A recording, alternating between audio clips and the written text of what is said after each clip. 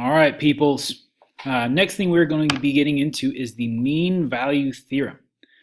We are given if a function f is continuous on the closed interval this and differentiable on the open interval this, then there exists a number c in a and b such that the derivative is equal to the slope of the secant line. So what this means is if I have a function that is continuous on the interval a to b, then no matter what, no matter how this goes, if I draw the secant line slope, that was a very poor secant line. So let's see if I can rotate him. I think there's a way to do that.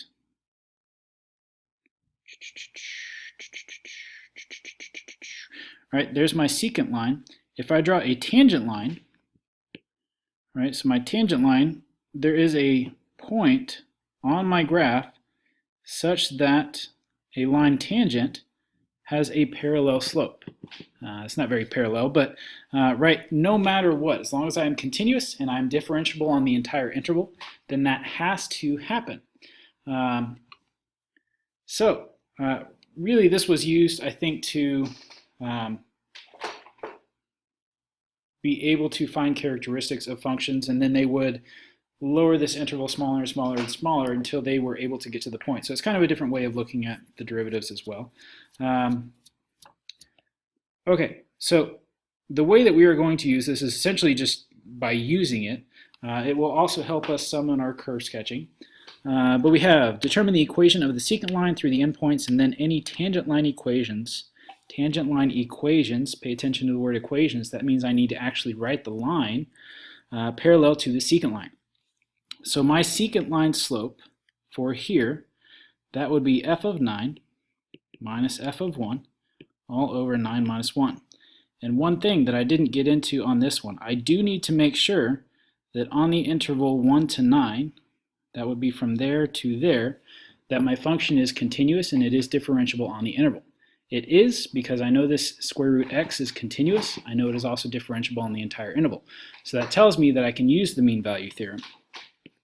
All right, so that would be 3 minus 1 over 8. So my slope would be 1/4 of my secant line. Now I need to figure out for what value of x it has that same slope. Could be values as well, but here x would need to be 4 in order for that to work out. So at x equals 4, my tangent line slope will be the same thing. So in order to figure out my tangent line slope, well, I have my slope, right? I have my slope as 1/4. So my tangent line equation is y minus something is 1/4 x minus 4. Now I need to find the y value associated with that line. So if I do f of 4, that is 2. So y minus 2 is 1/4 x minus 4. Cool. Happy day. All right, same thing here. So I have the interval x minus 4x squared on the interval -1 to 5. I know that this is a quadratic that is negative. Intercept at 0 and 4, so it should be something-ish like this. Right, and I'm only going on the interval -1 to 5, so I'm out here to out here somewhere. So maybe my slope is 0. Kind of thinking about it, I'm wondering if it will be. Right, but I can do f of 5 minus f of -1 over 5 minus -1. So this would be, let's see. Oh, -96 minus, let's see, -1 would be, so plus 5 over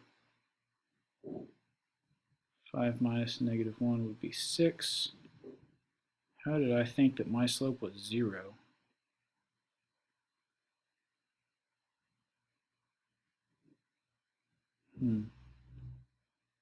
-91 over 6. Did I use some math wrong? Let me verify my math.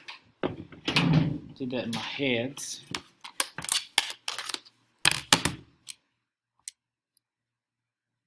Go, go, go, go, go.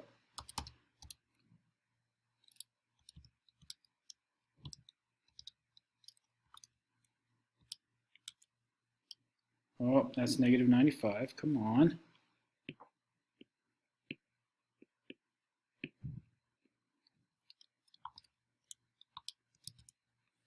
And that is indeed negative 5. So, okay.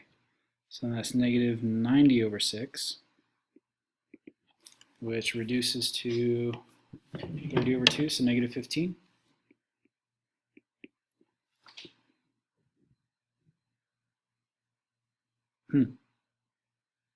Interesting. Okay. So I need to be able to find the slope. So f prime of x is 1 minus 8x. I need to see where it's equal to negative 15. So negative 15 equals 1 minus 8x. So negative 16 is negative 8x. So x equals 2 is when it will have the same slope. All right. So then my y value, f of 2, is equal to, let's see if we can do this, 2 minus 16 will be negative 14. So the equation of the line would be y plus 14 equals negative 15 x minus 2. Oh, happy day. Oh, get out of the way, head. All right, so that would be your equation of the line tangent right there that has the same slope as the secant line. Parallel to the secant line. Yep. Okay, so here, there's really not too much to this stuff. It's just figuring out what the mean value represents. It's just saying when the endpoint slopes is equal to a slope on within the interval, right? Determine if it can be applied. Yes. This is continuous and differentiable.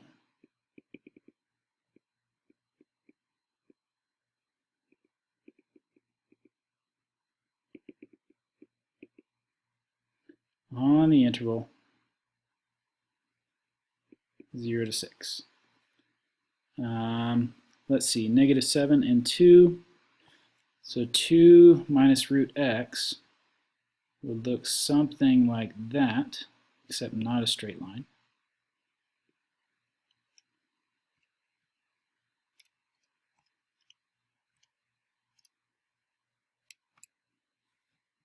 Right? And yes, this is possible, right? Because I don't have to be differentiable at the endpoint there. I just have to be continuous, and I am.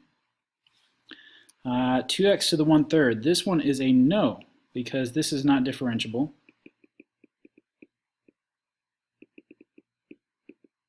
At x equals 0. Right? And I know that because if I take my derivative, this would be 2/3 x to the negative 2/3, which means that x is going to the denominator. So I know I can't equal 0 in my derivative, so that means I'm not differentiable at x equals 0. T over t squared minus 9 on the interval 0 to 6. No, because it is not continuous. At t equals 3, right? Because that's when I would be dividing by 0. 3x minus 4, the absolute value of that.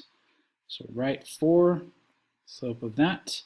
This would be a no, because it is not differentiable.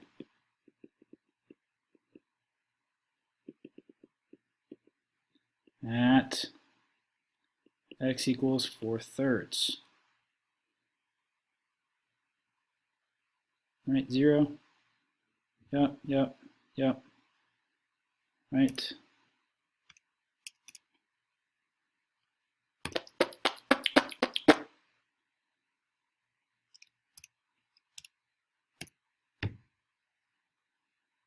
Good boy. Right, because this is a sharp turn.